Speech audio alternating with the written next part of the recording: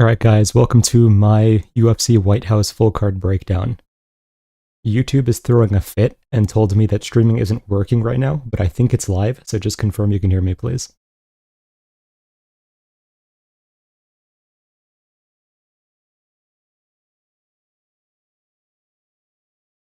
You can? Okay, great. Okay, I don't know what YouTube's talking about then. I tried to start the stream and it literally said live streaming is down right now. I'm like, okay, great. I'll do a few minutes of questions. I'll probably do like 5 minutes of questions because I do want to give people enough time to get here before I start this breakdown, and then we'll get into it. Hey guys. Leon or oral buy? I think you have to pick oral buy at this point. You're rooting for any team in the finals? I mean, I'm a New Yorker, so yeah. Thoughts on Umar versus Song? Umar's probably going to win a decision. I would love to be able to pick Song against him, but I just don't think it's going to happen. I think that Song does not have good enough cage cutting, and while his takedown defense is pretty solid, I could see him getting outpointed on the feet while it is on the feet, so. Is it true that Martinez pulled out the Umar fight? I believe so, yes. Thoughts on Bryce Mitchell's future? We'll get to that. I'll probably do the recap at the end of the stream. But it was both a good and a bad performance at the same time, if that makes any sense. Bilal versus Malott, who wins? At this point, I'd pick pretty much anyone against Bilal.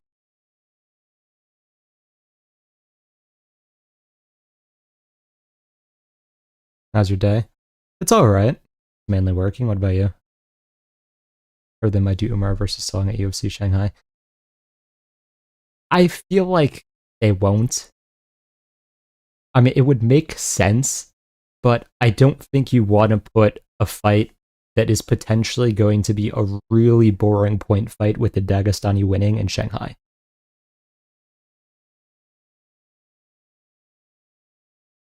Technical analysis, please. Slick there, okay. No comment there. Thoughts on Ziam and Luna performance? We'll get to at the end. I'll recap.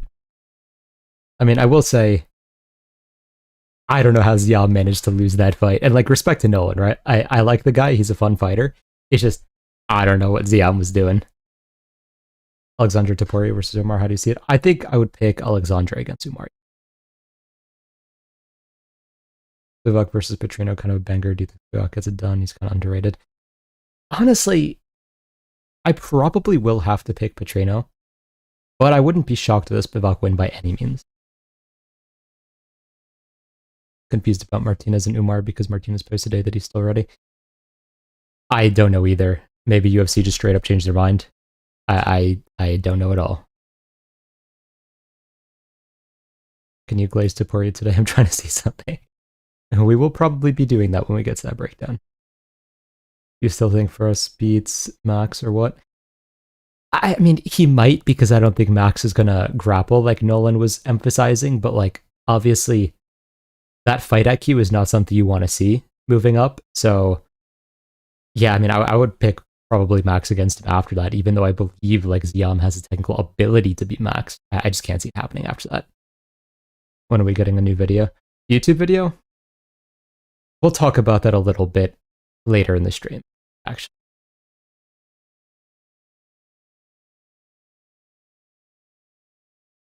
Anthony Smith, victim, top 6 heavyweight rep. True.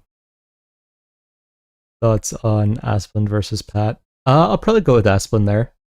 I mean, Asplin's like, he's not amazing, but he's an actual fighter. Which, it doesn't feel like Pat is a fighter. Thoughts on the Andreas Gustafsson situation? I mean, I don't know much besides the fact that UFC thought he might like die in the octagon, so they cut him. Who did you pick for this fight? Which fight? The one that's on screen right now? I haven't picked yet. I love seeing that EO can follow game plan. Me too. Always thought Zion was kind of mid, to be honest. He has more mid performances than he could. His abilities are far above what it ends up being, but he's stupid.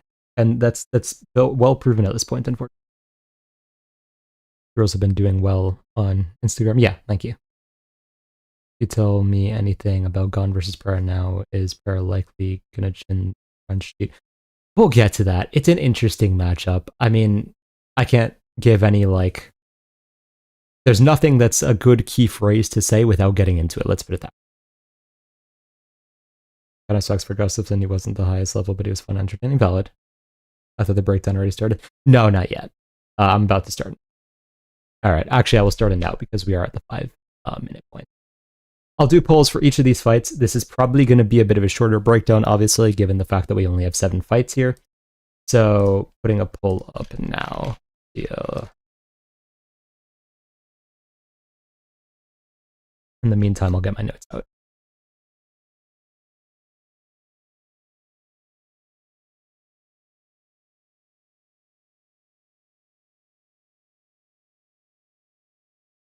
Oh, 50-50 so far. Interesting. Knicks are actually coming back. It's a 15-point game. It's graceful. 3, 3, 4. I mean, I'll take it if they can pull it off.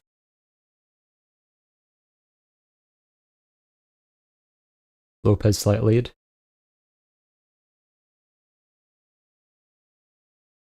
Accidentally pick Garcia. Why did 2 people accidentally pick Garcia? Okay. So Lopes is probably a bit further ahead than the polls are showing.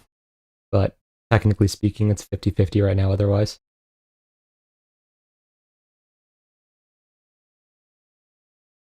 I got Knicks in 5, so if they win, then I'll definitely be more confident. Valid. Haven't watched much tape. I don't know if Lopes will deal with the southpaw well. We will actually get to that, and that is a good point. All right, I'll end the poll here at 52% for Lopes. It's probably a little higher in reality since some people accidentally see it. So I'm going to start with Lopes. Lopes is mainly actually a counter boxer. People see him being very aggressive, but the interesting thing is he actually tends to wait for you to come in. When you enter, he will try to slip and then throw a counter combination, and he will continue it as you exit the pocket if you make any mistake whatsoever. That's kind of how he ended up catching Sabatini, is when the scramble started, he just basically kept throwing and eventually found the shot.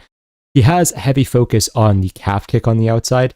He has very bad cage cutting, as we have seen multiple times now, and his only real ability to enter is with the jab overhand. So he has a lot of trouble with opponents who have good movement, obviously Volkanovski. He does have great ability on the ground, but he doesn't have great proactive takedowns to get it. And of course, while he does slip shots, he's also very heavily reliant on his chin. He has also, the greatest criticism I have of him is that he's gotten extremely predictable with what he's going to throw. Lopes throws the exact counter combination every single time, depending on what strike you throw. It's like, it's 2 different combinations. One, I think, is like an uppercut hook, and the other is like a overhand uppercut or something. I'm forgetting exactly, but it's very obvious, like, when you watch any tape whatsoever, exactly what he's going to do. And if you account for that, like Volk did, and just defend it preemptively, well then, I mean, there's not much that Lopes is just going to do at all. Moving on to Garcia. Garcia is a very heavy-handed boxer who will try to mix things up a little bit. He is a southpaw, so he'll use the open stance on the outside to use a bunch of kicks, really.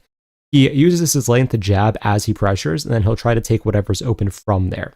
He'll often start with the cross and then try to land hooks in close. He does move his head constantly while he enters, so it does make him a little bit harder to counter than the average fighter. He will mix up body-head in the same combination and has finished fighters with body strikes before. Sometimes he can get caught throwing naked kicks on the outside, though he definitely has dialed it in. That was more of an older issue. His overextensions in the pocket have also diminished, but it theoretically could still be punished. And it's weird because he doesn't even look like he's throwing hard anymore, but he just hurts people whenever he lands. It's pretty crazy. Now, this is actually the fight on the card I had the hardest time with the breakdown, because they play into each other's games like perfectly. Lopes is there to be hit, and Garcia is probably going to hit him at some points. But obviously, Garcia is going to enter the pocket, and then Lopes can open up with his counters. Both generally want to be pressuring forwards, even if Garcia is more of a proactive striker and Lopes is more of a reactive striker. On the outside, Garcia is definitely going to have an advantage, because Lopes only really throws the calf kick. This is an open stance fight. The calf kick is probably not going to be available. So Garcia is going to have a kicking advantage and hypothetically could move around on the outside and outpoints Lopes. It is definitely a possibility. The best way for Lopes to initiate grappling is to punish the overextensions, but I feel like if Garcia does overextend, Lopes is going to more so focus on trying to knock him out, especially at UFC White House. So I'm not thinking that is as likely. Regular takedown attempt-wise, I don't think Lopes is going to get it. Garcia has pretty ridiculous takedown defense, and Lopes doesn't have great offensive takedowns, honestly. So we're in a situation where Lopes's path to victory seems very focused on, can he knock out Garcia in a counter combination? And he definitely can. Garcia is a little chinny. Garcia is definitely going to give him the opportunity. But I feel like there's way too many paths to victory for Garcia here. And I feel like Lopes has gotten away with relying on his chin for too long. Like, a lot of people like to use the John Silva fight as some like indication that Lopes has evolved. Lopes looked terrible in the John Silva fight. Like, worse than I thought he was going to, even though he won. Because his defense was non-existent. He was just face-tanking Silva shots. And while I have a very high opinion of Silva, his power is the one thing that people heavily overrate. Garcia hits a lot harder than Silva. While Garcia may not be as technical in the pocket as Silva is, if Garcia hits you a few times, you're going to feel it a lot more than you will if Silva does. So I'm picking Garcia by TKO here, but very much not confident, and I did have to reconsider this one a few times.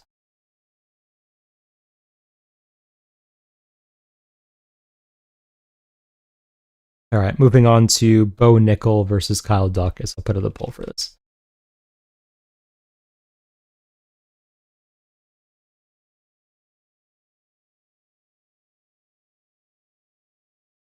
All right, poll is live.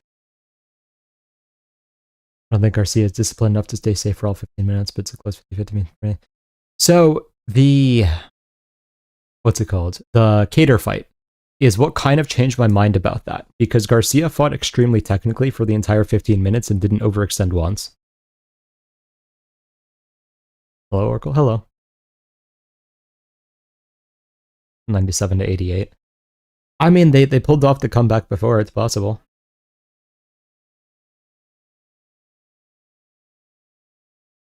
Can't pick a guy who got chinned by a delete Zane.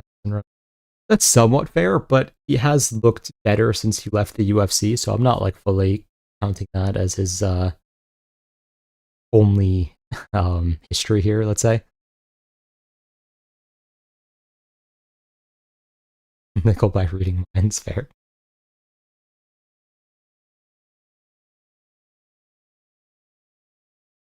RDR owns them both. I don't think RDR... I mean, RDR versus Daukaus would actually be an interesting fight, not gonna lie.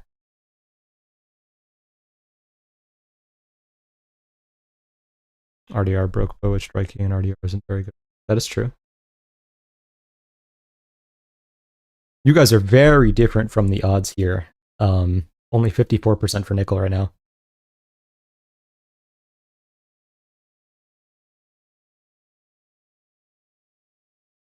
I don't get the odds for this fight, not gonna lie. We'll get to that, sure. Alright, I'm probably going to end the poll here at 54% for Nickal, so you guys have it quite close to say the least. So, starting with Nickal. Nickal is, of course, a wrestler, but he has a fair amount of power in his hands when he actually decides to use it. He is a southpaw. He focuses on the lead hook and the left straight on the feet.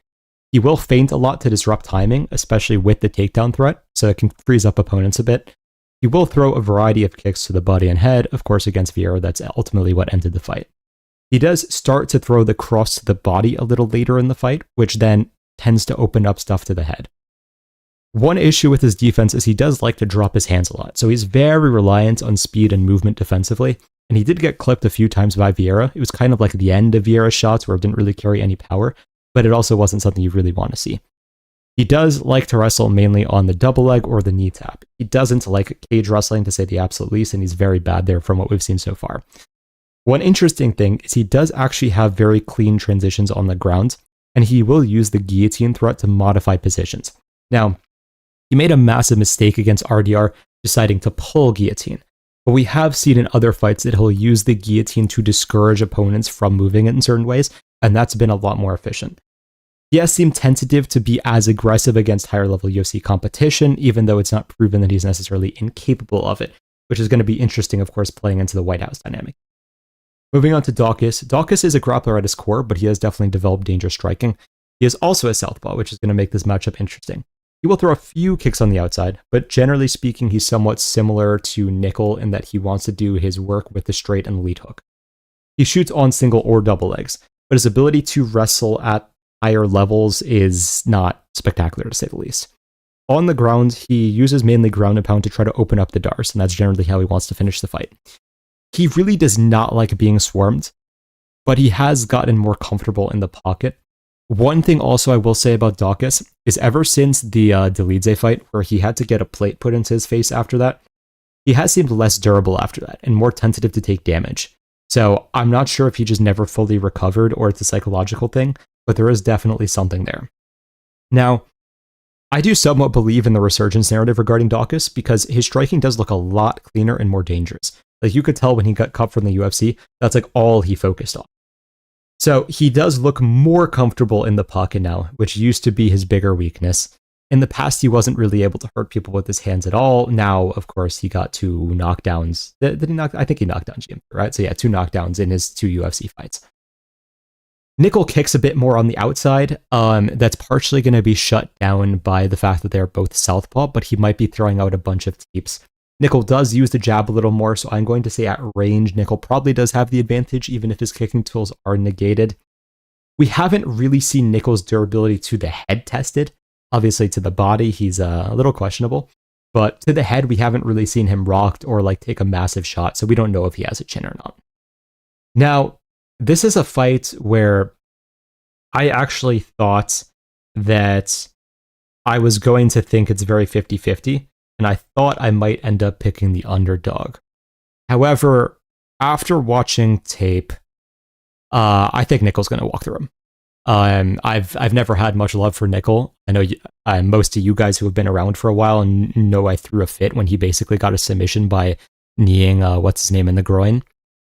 But Nickal's transitions on the ground are way too clean here, and especially after seeing him like standing back take Rodolfo Vieira and then slam him on his head, I just don't think that Daukaus is going to be able to do anything against that. Like Daukaus could catch him early in the fight. That's possible. But if he doesn't, I trust Nickal's cardio more. Obviously, I trust Nickal's wrestling far more. And I think that if Daukaus starts taking a little bit of damage, he's going to do stupid stuff because he doesn't take damage well now. So he might shoot and get himself guillotined. Like, I know everyone's assuming like, oh, Daukaus is the better grappler here. I don't know if that's true. Because if you look at the speed of transitions, Bose is a lot faster and arguably more dangerous. So I am actually going to lean towards Nickal does some damage here, forces a panic shot out of Daukaus or something weird like that on the ground, and Nickal subs him. So I'm going to go Nickal by sub, and I do really think it is actually going to happen by guillotine. All right, moving on to Ruffy versus Chandler. The poll is a formality, but I'll put it up.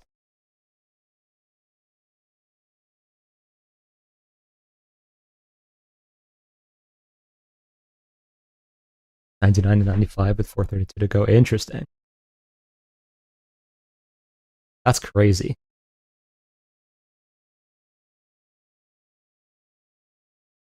$104 to $97. That's still possible then. 81% on Ruffy. I'm surprised anyone's picking Chandler. Called out Connor for years just to fight the team version of Connor. Very true. Poll should be how Chandler gets knocked out. I thought that as well, but we have 18% of people picking Chandler. Pick Chandler by accident. Okay, that makes more sense. People talk about Chandler's wrestling, but I know they have the pressure of BST. We'll get to that, yeah. If Chandler actually mixed it up, would it be semi-competitive? I'll get to that in a second. Early prediction for Conor versus Max. McGregor first round knockout. Let you know if Knicks take the lead currently minus 104 to 100. Interesting. Breakdowns of minus 700s. That is valid. What's up, Oracle? First time tuning in live. Good picks. Thank you. All right, I will end the poll here at 82% for Ruffy. And I'll get into the breakdown, but I will keep checking on the scores as well. Are you a Knicks fan, Oracle? I'm a New Yorker, right? I don't like pay that much attention to basketball, but it's a New York team, so. All right. Starting with, where are we? Ruffy.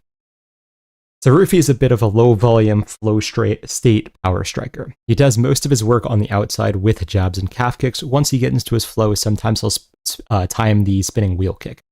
Generally speaking, he's looking to land the check left hook or a lunging right hand. He has very good vision and reaction time. Something very interesting I actually forgot about is that he tried to snipe a BSD mid-double leg attempt with a cross, and he kind of landed. He didn't really land with power, but he kind of landed, which was very impressive. He does struggle a bit being pushed back to the fence because his defense is so movement-oriented that he can struggle there. He does mainly try to use knees to discourage people from entering, and while I don't think he has terrible cardio, it's still a little bit of a question because we haven't seen him go late and look like amazing to say the least. Chandler is a wrestler with a powerful overhand. He throws out a few jabs and calf kicks at range, but he wants to be in the pocket and basically just spam left hooks and overhands constantly.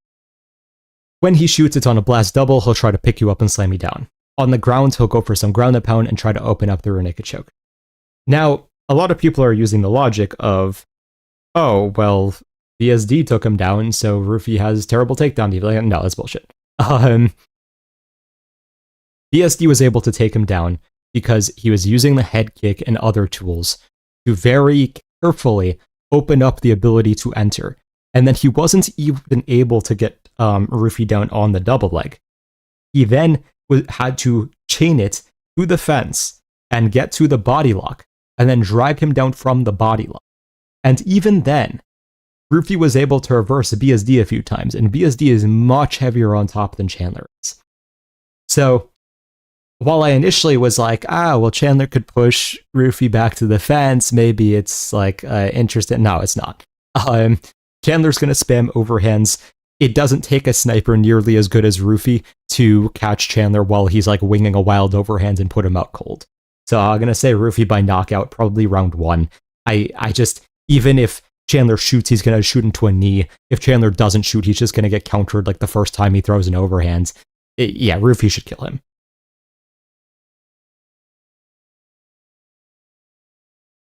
Do you think Ruffy is the division's best chance of beating Ilia? Yeah, I do. The Knicks are winning? Nice. Nice. All right, moving on to Hokit versus Derrick Lewis. I will put a poll.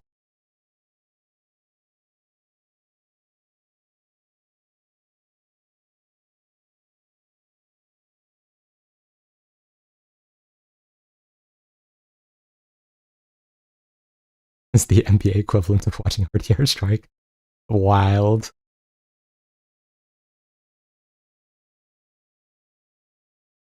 You would think that the UFC would want better matchups for the Americans. Yeah, I don't know.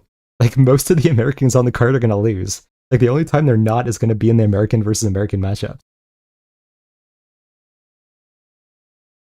Do we really need a breakdown for this? I mean, formality. Solely depends on if Lewis quits in a minute or not. I mean, we'll see. Only Americans that are winning are Sugar and Hokit. Oh, I forgot about O'Malley. Yeah, true. All right, 96% for Hokit. I'm not even going to leave the poll open for long. All right, so Hokit is, of course, technically a wrestler. He really seems to like knocking people out, though. He's an entertainer. He knows what he needs to do. He's going to sprint to the pocket and start slinging overhands and hooks. He does actually have a diverse skill set. That's the funny thing. He actually has like tie clinch knees, elbows, and like he can throw spinning kicks as well, as the funny thing. But it's more of an afterthought. He is not a real heavyweight, and he has a tiny reach for heavyweight. He could probably make middleweight if he really wanted to. He mainly shoots on double legs and has reasonable transitions on the ground. it will seem like he's gassing, but then he'll just keep going. So I don't know if he's playing or just he has ridiculous willpower or what the hell it is. But like, he got rocked multiple times against Blades, did not care. He looked like he def gassed, did not care. So very strange fight and very strange fighter where I don't know how much he's playing possum or it's just absurd willpower. But anyways, moving on to Lewis. Of course, Lewis is just a straight up one punch knockout, like one trick pony, basically. He generally throws some switch kicks on the outside, I guess, but I've never really seen them land. He just wants the overhands, maybe the left hook if we're being generous. To be fair, he was able to time the uppercut against Blades. It hasn't really mattered since then, though. He used to be good at just getting up from takedowns, but as like competition got a little better at heavyweight and he's aged, it just does not work well. And of course, he recently has seemed willing to quit very easily, to say the absolute least. I mean, everyone knows how this fight is going to go. If Lewis lands an overhands in the first minute, he lands it. If not, he's going to get mauled, most likely. I mean, maybe he'll have like a brief window if he survives to round 2 where he has the energy to try it again. But other than that, yeah, I mean, he's just going to get mauled. I will say Hokit does have really bad striking defense, so like there is a possibility it happens, but it's not a very strong possibility, especially because Hokit did say, like, I forget exactly what the quote is, but someone pointed out to me, he said, like, I'm stupid, but not stupid enough to try to take a punch from Derrick Lewis. So he knows what he needs to do. So there's either a good chance that he pays more attention to defense and is less reckless, or he just shoots a takedown immediately and tries to maul him that way. If he just shoots the takedown immediately, I'm actually not that confident that he gets the finish in round 1. He might need to like exhaust Lewis first. But yeah, I'm going to say Hokit by TKO. He has a lot of ways he could win this. He seems, despite publicly acting like an idiot, he seems to be quite intelligent actually. So I don't think he's going to take any more risks than he needs to, and he should get this done. All right, moving on to Sean O'Malley versus Aiemann Zahabi. Open.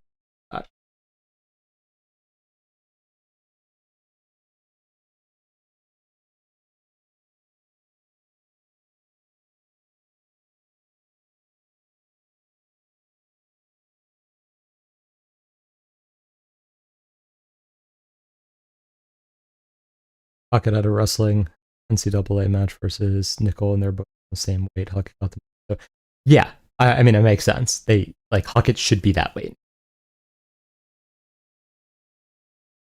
Call the indomitable spirit. Fair enough. Good chin mid defense, but he lost Curtis. It was a close fight, to be fair. Max looks sickly in recent vids, I think. I don't know. 89% for O'Malley.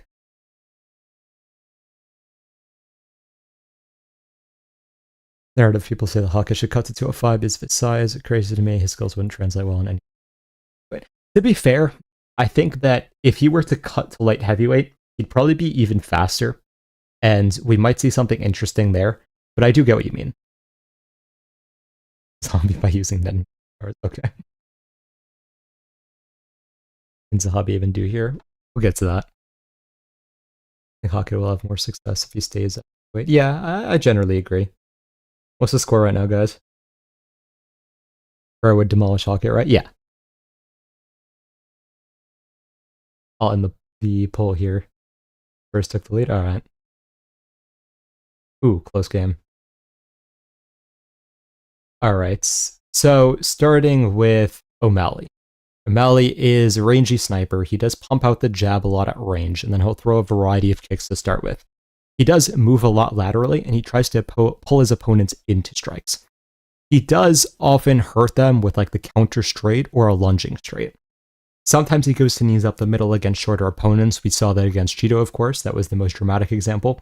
He does actually have better takedown defense than he's given credit for, but he can struggle when opponents mix it up. He's one of those fighters where if you let him get into his flow state, he is extremely dangerous. And even if you don't, like, he's still capable of winning the fights, but they will look a little bit anticlimactic. Moving on to Zahabi. Zahabi is... He's a very weird defensive-oriented boxing style of fighter. He uses like a modified Philly shell and like moves his hands and elbows constantly to block incoming shots. His strange guard has, to be fair, resulted in one of the highest defensive percentages in bantamweight history. He is an extremely smart fighter, and he is good at securing close rounds. He does a lot of work with his jab and then extends into longer combinations as he gets his reads. He does tend to start rounds backing up and finish them like pressuring hard to try to basically secure it in the judge's mind. The biggest issue is he has very little finishing ability at higher levels, so he kind of needs to be perfect to win a round. Because if he gets stung once, I mean, it doesn't look good for on the scorecards at the very least if he survives even. Now, I think the real problem for Zahabi here is that he has no real ranged weapons. So he's forced to pressure very, very heavy this fight. Otherwise, he's just going to get picked apart by the kicks and the jab.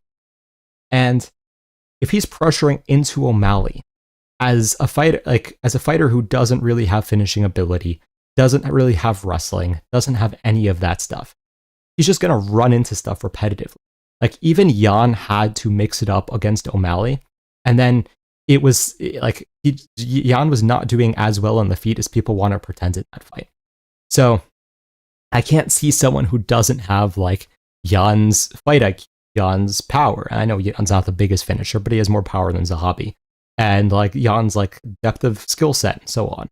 I can't see him having any success against someone like O'Malley. I feel like people have started to forget how good O'Malley is on the feet just because he has struggled when people mix it up well. And while Zahabi, I do expect him to shoot takedowns in all honesty, because, like, why wouldn't you against Sean? I mean, he has like a 12% takedown accuracy with his one UFC takedown coming, I think it was against like Vince Morales, like however many years ago. It's not a good look when you're probably going to need that to win the fight. So I think O'Malley's just going to be able to tee off and win by TKO here. So I have O'Malley making it look fairly easy, TKO win.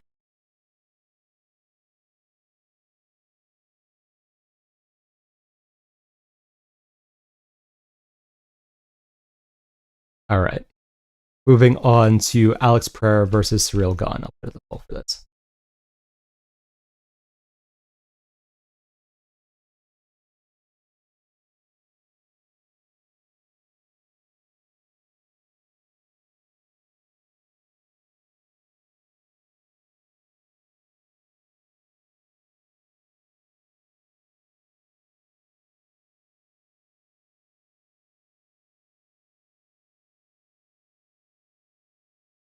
We're at 75%.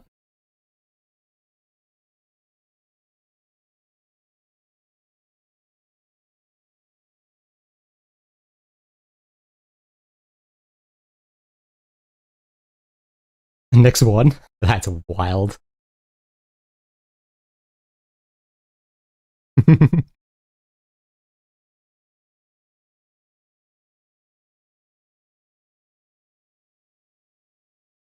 Nice. See, I also need Knicks to win so that there aren't riots in New York City. Like, that's the other reason I really need them to win right now.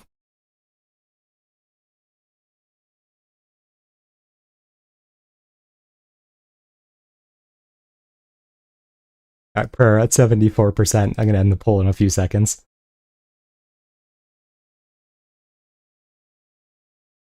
Oh, is right, win or lose? Okay, but it will be worse if they lose.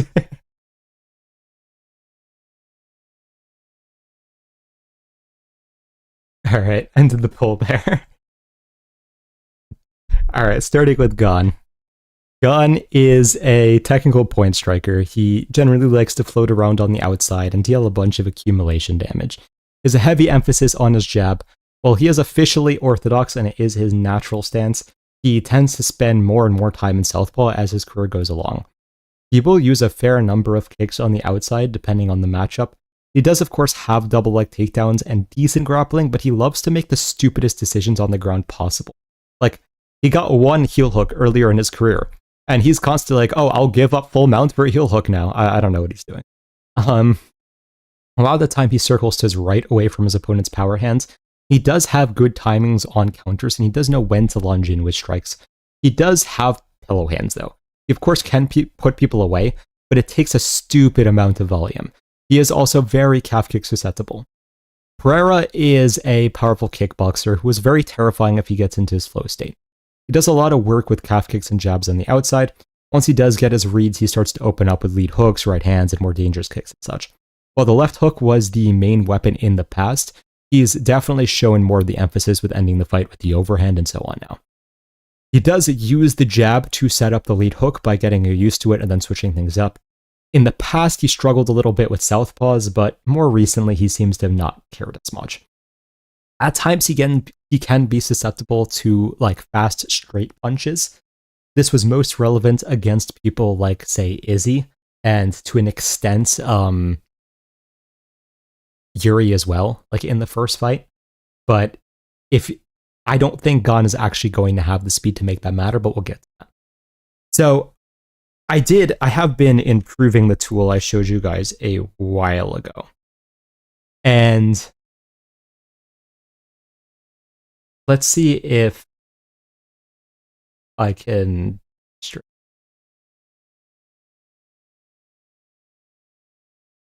Okay, never mind. It's probably not going to work.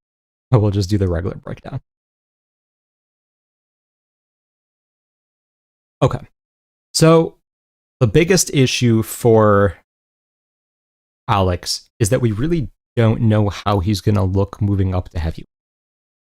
I think that I do expect him to carry the power, but there's definitely a very real chance that he doesn't carry the speed. So Gane will probably approach this fight similarly to the Aspinall fight. He's going to stay in southpaw. He'll probably circle around on the outside. He doesn't really want to trade with Alex, most likely. Because Gane historically has the terrible calf kick defense percentage, if he's in orthodox for too long, Alex is just going to absolutely pick apart his legs. Being in southpaw will also make Alex's jab a bit harder to land, so it does change the dynamic of trying to land the lead hook. Gane also having a good jab is going to diminish the range advantage a little bit for Alex. So while Alex is likely better with kicks, I don't expect there to be as massive a discrepancy on the outside as there has been in some of Alex's previous fights. So Adesanya's jab forced Alex to fight a lot more aggressively than he has in other fights. If you look at that fight, he's like swarming constantly when he has success because of how fast Adesanya is. Alex's power advantage is probably what's going to change this fight, because Gane has to be perfect for probably 2 to 3 rounds until his opponent starts slowing down. If Alex has one good moment against pretty much anyone, the fight is going to be over. So while Gane could take down a few people at heavyweight, Alex defended so many takedowns from Ankalaev that I doubt it's going to be a factor here. So while I do expect Gane to mix it up, I don't think it's going to be anything crazy. So the way I think this is going to play out is Gane may actually win the minutes more than people expect. But Alex is going to make the reads on Gane's circling, and if Gane is constantly circling to his right, he's running into Alex's lead hook. So I think that Alex is going to start getting closer and closer until he eventually lands it and is able to put away Gane. We did see against Volkov as well, Gane did actually rotate into strikes like that. So I do think it will happen again. So I am going to say Alex wins by TKO here, but there's a lot of questions with the weight class move that's making it a little bit not confident, to say the least.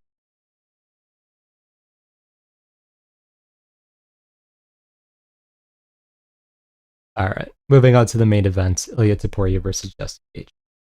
I'll put up a poll for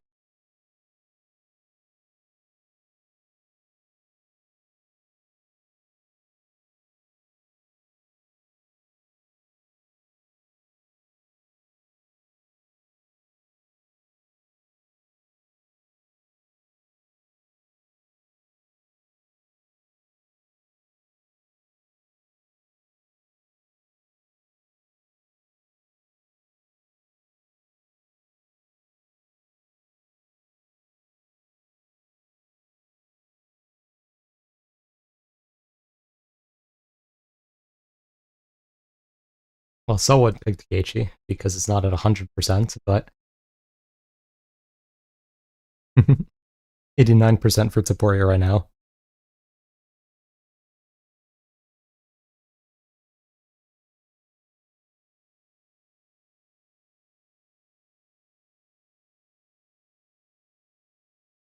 If anyone is actually picking Gaethje, I want to know how they think he's going to win.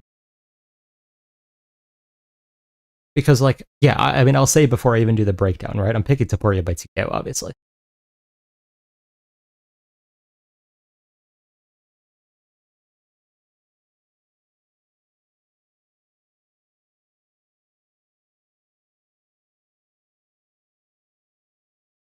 Half kicks, head kicks, jab. I mean, head kick is not going to work because Gaethje doesn't throw head kicks with his left leg.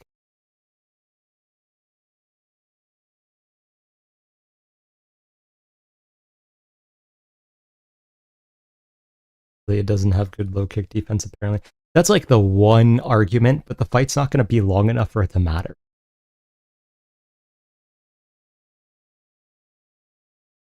Ilia by not even TKO, it would be a cold day. Okay, that's true. It'll probably be a knockout, but I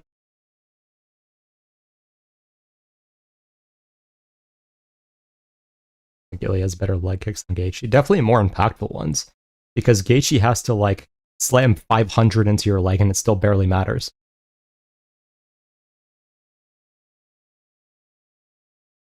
Charles was landing the low kick before he was getting countered. Yes, but he was getting countered with the jab every time. It's not like Ilia was letting him land the low kick for free.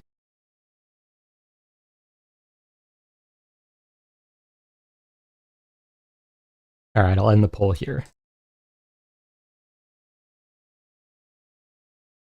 Alright, starting with Topuria. Topuria is, of course, a well-rounded fighter who's evolved to have pretty crazy boxing. He does most of his work with his left hand and his right overhand. Or sorry, his left hook and his right overhand. He will blast calf kicks on the outside, and he does use his jab to set things up. He uses footworks to set up longer combinations. He can be a bit vulnerable when he's throwing, but otherwise he stays pretty safe on the outside. He does have good throws and double legs if he needs them, but he actually rarely uses them, of course. On the ground, he has good ground and pound and very underrated submission ability. Gaethje is a technical brawler with the technical card. Sorry, is a educated brawler, not technical educated. I'm going to say educated. Let's say educated brawler. But educated is like part of the time. It's not even a consistent attribute. He throws calf kicks very hard on the outside. When he works behind his jab, he can have a little bit more technical success. He does have good dirty boxing in the pocket. He does have some of the best uppercuts in close. His power is a little bit overrated, though. It's been like forever since he had a knockout with his hands. And like, if I remember correctly, his last knockout with his hands was because he eye-poked Barboza like 10 seconds earlier. So even his knockdowns against Patty were like somewhat caused by eye pokes as well. So I don't really trust his hands. He is very vulnerable to the body, so he did develop like a defense where he starts ducking down to protect his body. He really does not like getting hit to the body, to say the least. Gaethje also overswings like wildly. He will throw himself off balance at least once a fight with how wildly he overswings. Like everyone else, I have tried to find a reason why Topuria could be underrated here. Sorry, why Gaethje could be underrated here. Or Topuria be overrated, let's put it that way. I just don't know how Gaethje can win this. Because my whole reel where I'm talking about like, okay, you have to catch Topuria as he's throwing. Gaethje is not going to do that. Because Gaethje is not a guy who like times stuff. He just throws hard on the outside. He's like in a way, he's kind of like a Muay Thai striker with a boxing style. I don't even know how to explain it. But he doesn't have the nuance of an actual boxer, and he doesn't have the technique of a Muay Thai fighter. He just has the worst of both worlds. So Gaethje could go to the leg kicks, which, I mean, would probably be his best bet, but I do think Topuria is going to counter it with a jab, and I don't think that Gaethje can do enough damage with low kicks and, like, before getting knocked out to the point that it's going to matter. And head kick thing, which everyone likes to bring up, Gaethje's not throwing a head kick with his left leg. I mean, even if he does, it's going to be sloppy. So what are we left with? Like, Gaethje can't out-wrestle him. I could say that much. Gaethje cannot out-grapple him on the ground. Gaethje, like, maybe he has a slight edge in the dirty boxing in the clinch. That's like the one place I can be like, maybe in this range, I could give the benefit of the doubt to Gaethje. But let's say he's having success there. Topuria is just going to throw him. Like, I know Topuria doesn't really want takedowns, but if it's actually becoming a problem, he will go to it. And Topuria also has much better body work, with Gaethje, of course, being sensitive to the body. So if they're in close for too long, Topuria is just going to batter the body until Gaethje drops. So all of this is to say, I don't know how Gaethje has a path to victory. Obviously, it's MMA. Stuff can happen. But I don't get how anyone in good faith can say that they are picking Gaethje. What's the difference between educated brawler and technical brawler? I would say that a technical brawler is forcing brawls, but with like good literal technique. Where an educated brawler, it may be more so about timing or pace or something like that, but it's not like great technique necessary.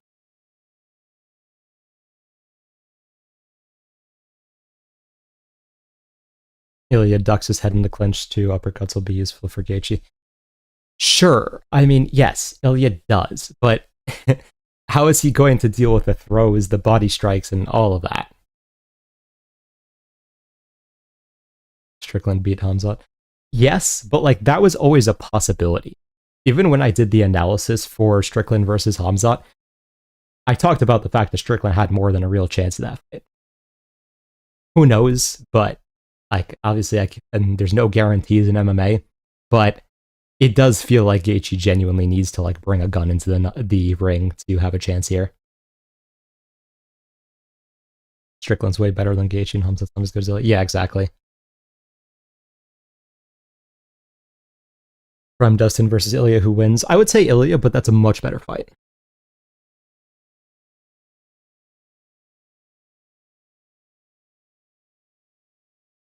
Okay, before I get into last week's breakdown and questions and all of that, obviously, if you guys are betting on this event, you know the spiel.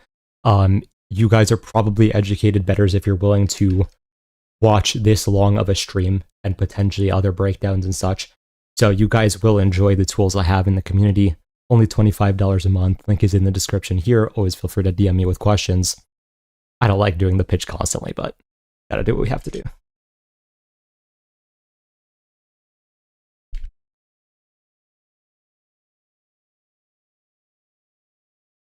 Would you be able to go any deeper into your Connor versus Max pick? Okay, so yeah, that's the most controversial pick I'm going to have in probably quite a while. But I don't trust Max's defense, and I don't trust his durability. Especially going up to 170, Max is going to be slower than he thinks he's going to be. Connor, say whatever you want. He's been around that weight for a while. He's probably been training around that weight for a long time.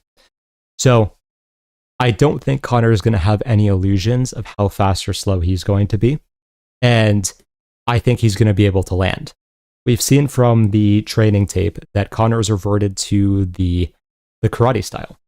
And he was having a lot of success punishing the exact tendencies that Holloway still has now in their first fight.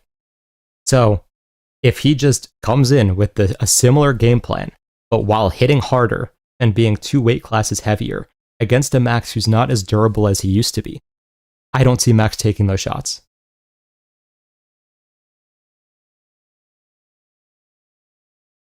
Who is your pick for Lopes Garcia? I'll go over all my picks again. So I have Garcia by TKO, Nickal by submission, Ruffy TKO, Hokit TKO, O'Malley TKO, Pereira TKO, and Topuria TKO.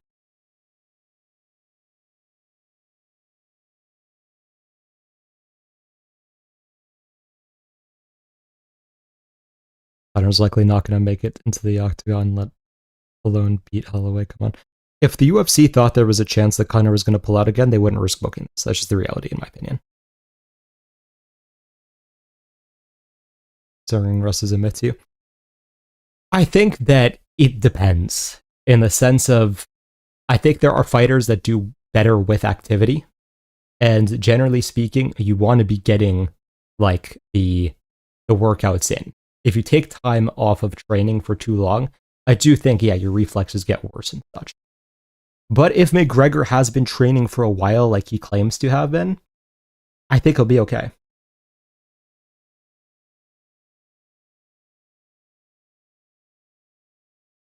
Thoughts on Ian Gary versus Chimaev at 185? I was thinking about it yesterday, and obviously Ian can't kick as much as a chance. Yeah, I mean, Gary could win. It's a hard one to predict. How high are you on Manuel Torres? He's very good, but he needs to improve his striking defense a little bit, because the way to beat him right now is counter him.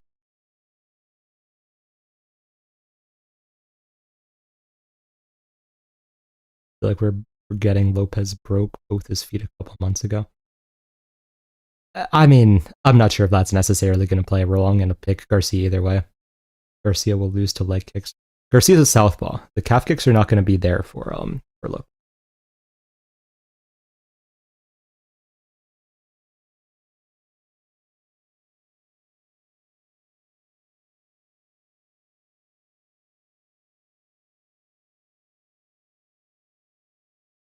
Oh, is Hamzat's cardio so bad, but guys like Marab and Mobs have good cardio? I don't get it. It's just how you're built. It's just different levels of twitch. So, like, Hamzat is a very fast starter. Again, he finished most of his fights in the first round, some early second round, whatever it is. Marab and Mobzar don't get finishes for a reason. Torres or Ziam? At this point, I'm picking Torres.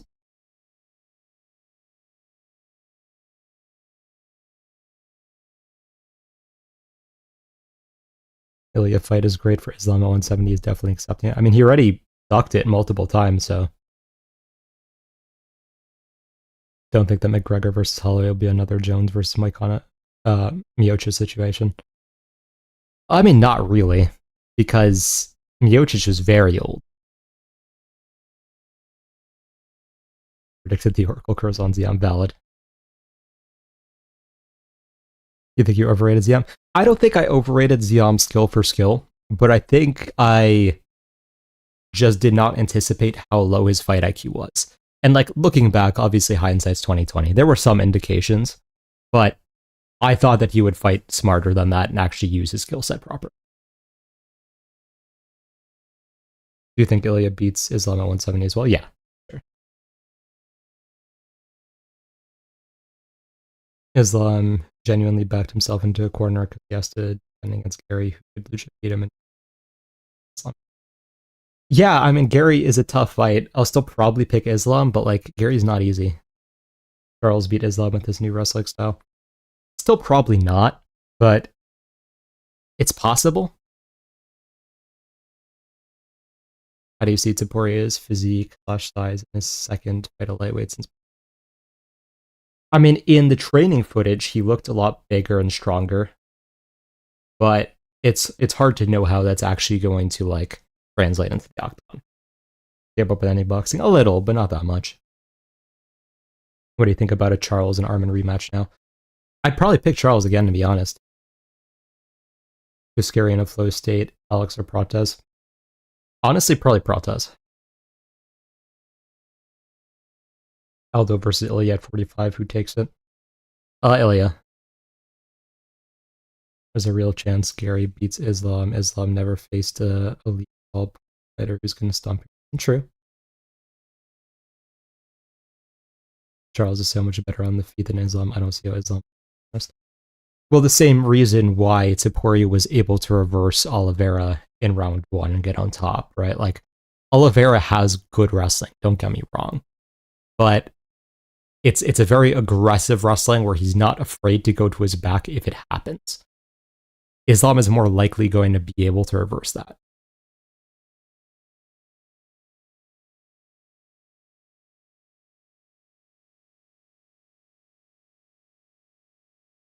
I think they'll do quick turnarounds and make Ilia versus Islam after White House. It's possible. Arman or Ziam. I mean, at this point, Arman, because Ziam is just not smart enough. How confident are you on your Garcia pick? I think Lopes better everywhere. I'm not very confident, but I don't think the narrative that Lopes is better really makes sense, because Garcia is like technically more sound pretty much everywhere. It's just the fact that obviously Lopes has a much better chin and has the power to put Garcia out very easily. That's the only reason why I'm not confident. But like in terms of actual technique, diversity of skills, and so on, Garcia is a significantly better fighter. Which of the welterweights do you think has the best chance with Islam? Islam's performance versus JDM surprise you? Not surprise me, because if he was going to be able to get the takedowns, he's going to be able to get the takedowns. But I think Ian has the best chance, and then probably Morales after.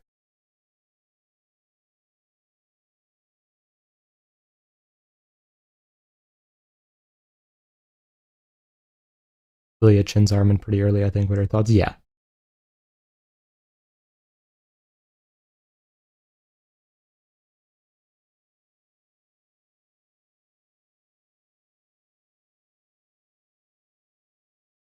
Ilia beats 0 good ranked welterweights. Ian especially would finish Ilia in 2. I feel like that's a rage bait, so I'm not even going to respond to it. Charles fixes striking defense, improved wrestling, doesn't play guard against Islam. It's a nightmare matchup for Islam and Armin. I mean, yes, but that's like saying if a fighter evolved in like pretty much every regard significantly, they're a nightmare match. Like, yes, I agree, but the chances of that happening aren't exactly likely. What do you think about Ruffy's turning away or looking away as a defense looks strange? I mean, he's just a dramatic version of rolling with strikes. It works.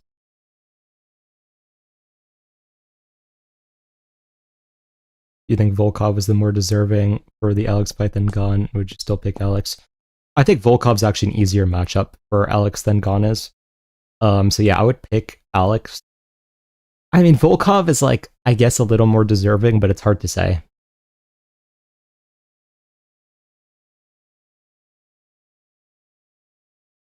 Ilia versus Protez and Ilia versus Terry. So I know people like Protez, but like he backs up way too much voluntarily and exits way too predictably to fight Ilia. Ilia would knock him out within a few exchanges. Ilia versus Gary is more interesting. I'd probably lean Ilia still, but Gary has a much better chance. I think Browse can beat Islam because he has good wrestling base and he's literally bigger than some light takes away from Islam's method. It's very possible. You think they're going to strip Aspinall? I have no idea at this point, not going to lie.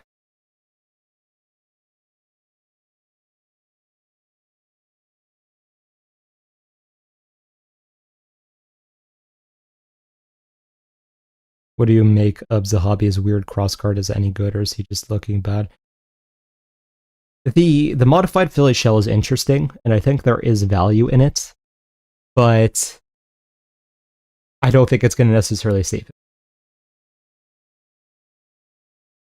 Zalm went life and death with Poirier, no clue how he beats Ilia. Valid. Ilia versus Bilal would have been to Poirier's easiest path to triple time. Oh, 100%.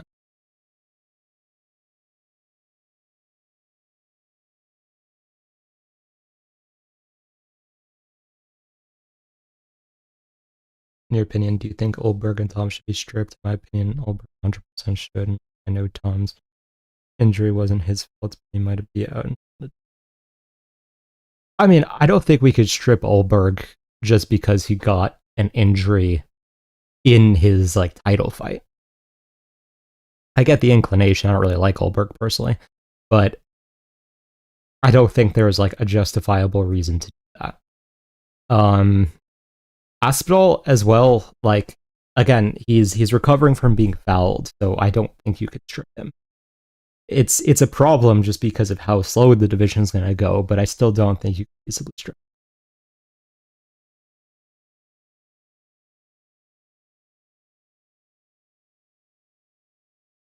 Morales or Bond theme? Probably Morales.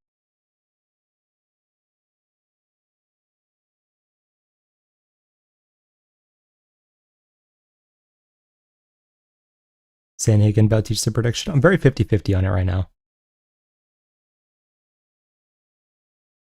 What does Islam do if Protest just grabs his arms out range like the malicious grasshopper he is?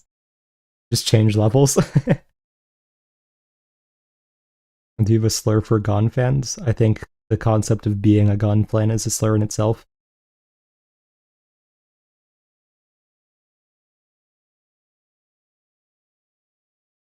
Alexandre Topuria versus Pereira. Who you got? That's a tough one. I'd probably lean Topuria. The Silva beat Lopes in a rematch? Probably.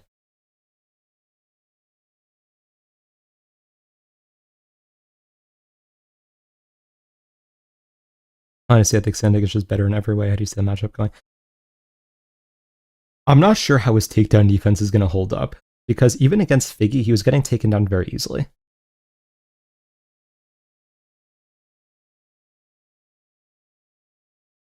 Gane versus Hokit. I mean, Gane probably wins. I think he'll go 7 for 7. Thank you. But honestly, since most of them are such massive favorites, it's not even an impressive accomplishment.